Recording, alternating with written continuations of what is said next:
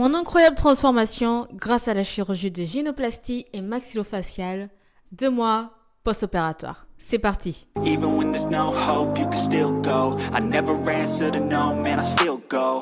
Go, go, go, go. Salut tout le monde, comment vous allez? Moi ça va. Aujourd'hui dans cette vidéo, je vais te parler de mon expérience et mes conseils à te donner si tu te retrouves dans la même situation que j'ai été à propos de la chirurgie de gynécoplastie et maxillofaciale. À l'heure actuelle, je tourne cette vidéo, on est le 30 avril, donc exactement 2 mois et 2 jours après ma chirurgie qui a eu lieu le 28 février 2023. Je tenais vraiment à vous partager ça pour vous dire de manière résumée mon bilan des 2 mois et aussi pour que vous puissiez déjà voir par vous-même au niveau de mon visage comment il se trouve actuellement 2 mois après l'opération. Dans un premier temps, je vais te raconter brièvement mon expérience depuis le début jusqu'à la chirurgie. Premièrement, il faut savoir que j'ai mis un appareil dentaire lorsque j'avais 21 ans, pour une durée de 2 ans. Deuxièmement, je n'étais pas au courant que je devais faire cette chirurgie, la gynécoplastie et maxillofaciale. Je l'ai appris au courant de fin de l'année 2022 par mon orthodontiste. Suite à ces conseils, j'ai décidé du coup de faire la totalité des chirurgies parce qu'à l'époque, je devais faire au moins la gynécoplastie, ce qui serait très bien. Mais j'ai décidé de tout faire d'un coup, la gynécoplastie plus maxillofaciale. Comme ça, je suis tranquille et pour m'éviter plus tard justement des problèmes de santé dentaire. Je vais vous mettre plusieurs photos de mon visage avant de faire la chirurgie pour que vous puissiez voir déjà un premier aperçu de mon visage à l'époque, donc surtout quand je souriais au niveau du menton et quand je fermais mes lèvres. Donc je vous laisse plusieurs photos de différentes occasions. Du coup, j'ai décidé de faire cette chirurgie, donc la gynécoplastie et maxillofaciale. Du coup, il faut savoir quand même c'est une grande chirurgie parce que au niveau de la gynécoplastie, j'ai fait une avancée de 8 mm. Au niveau du maxillaire, donc la mâchoire supérieure, j'ai fait une avancée de 3 mm. Et au niveau de la mandibule, donc la mâchoire inférieure, j'ai fait une légère avancée. Donc, vous avez bien vu que j'ai bougé pas mal de choses. Donc, déjà, le menton a été avancé énormément. Donc, tout s'est bien passé. L'opération a été réussie. Je vous laisse quelques photos de mes radios avant de faire l'opération. Je vais vous mettre également la photo de la radio après mon opération.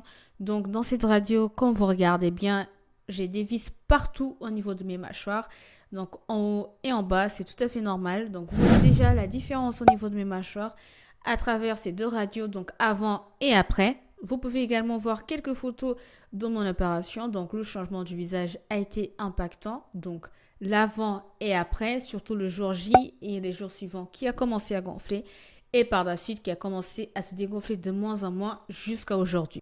En ce qui concerne les 2 mois post-opératoires de ma chirurgie, il y a quelques petites conséquences que j'ai à l'heure actuelle que je tenais à vous partager. Donc à l'heure actuelle, j'ai mal au nez. Quand je touche mon nez, juste en faisant comme ça, si je fais vite comme ça me fait très mal d'un coup. Alors qu'avant, j'avais pas du tout ça. Pas du tout. Donc vraiment, je suis devenue très sensible au nez. Et c'est vraiment très désagréable la douleur. J'espère que ça va passer. J'espère que j'aurai pas ça toute la vie. Je me dis, étant donné que la mâchoire du haut a été avancée, forcément, il y a un lien. Ensuite, deuxième chose, mais qui est normale et que j'étais au courant et que mon médecin m'a également prévenu, c'est que j'allais pas sentir forcément la gencive tout de suite. Donc là, c'est très gênant. J'ai une insensibilité au niveau de ma gencive du haut. Quand je la touche, je la sens, mais pas à 100%. Par contre, en haut, quand je touche ma gencive, je peux carrément appuyer très fort et ça me fait pas mal. Maintenant, je vais passer à la deuxième partie de la vidéo, donc mes conseils. Je vais te donner les conseils par rapport à mon expérience du moins important au plus important. Donc reste jusqu'à la fin de la vidéo. Premier conseil, se reposer. Il faut vraiment se reposer quand tu sors de l'opération. Tu es vraiment dans le pâté. Tu es très fatigué, tu es très molle, tu n'as envie de rien, tu n'as envie de rien faire, tu veux juste être dans ton lit. Donc, je te conseille vraiment de te reposer, même si on pense que le corps n'est pas fatigué. Je t'assure que tout ton corps est fatigué, que tu n'as la force de rien faire. Et surtout, quand on fait une chirurgie, on se repose. On ne travaille pas, on reste dans le lit, on se repose. Deuxième conseil, mettre beaucoup de glace. Je te conseille de mettre beaucoup de glace pour accélérer donc la diminution du œdème, pour que ton visage il soit plus rapidement dégonflé.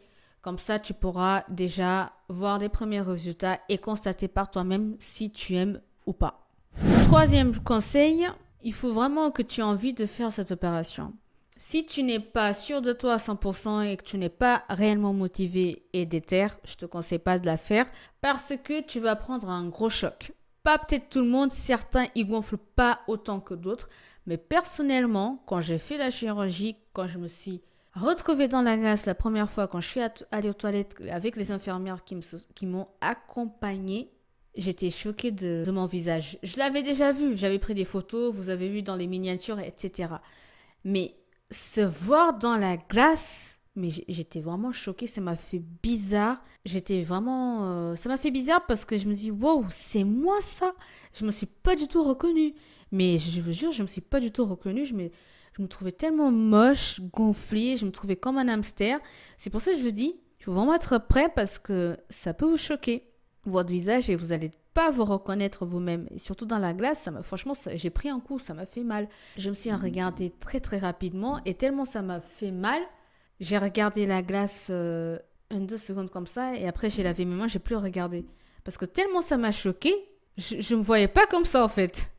Donc du coup, c'est pour ça que je dis, soyez motivés, réellement déter. Quatrième et dernier conseil, selon moi, le plus important et qui était le plus difficile pour moi, être patient. Soyez patient au niveau de votre visage, au niveau des premiers résultats et au niveau de votre guérison. Respectez la guérison au niveau de vos mâchoires. Quand vous faites ce type d'opération, vous avez tout à l'intérieur qui a été charcuté. Donc, forcément, c'est sensible, il faut laisser le temps faire. Même au niveau de la nourriture, quand vous allez manger, il faut aller doucement, vous mangez que des liquides les 2 premières semaines et des soupes, ça fait extrêmement mal, donc laissez le temps guérir. Personnellement, ça a été très difficile pour moi de manger puisque j'aime bien manger, c'était très dur de manger que des soupes et des choses liquides. À force, à cause de ça, j'ai perdu 4 kilos d'un coup. Donc ça a vraiment été difficile et j'étais impatiente pour pouvoir manger des choses molles petit à petit, mais c'est très très dur. Donc c'est pour ça que je vous dis, il faut vraiment être patient, patienter, laissez le temps faire pour que votre bouche soit bien guérie petit à petit. Et puis au niveau des résultats physiquement, donc esthétiquement parlant, soyez patient aussi. Il faut vraiment laisser le temps puisque votre visage, il sera définitif 4 mois après l'opération. Donc ne soyez pas impatient, laissez le temps faire les choses.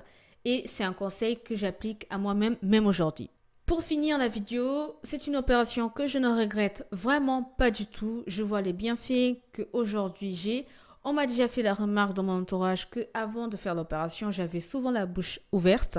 Et aujourd'hui, j'ai la bouche tout enfermée. Donc, c'est très, très important et je suis vraiment contente de ça.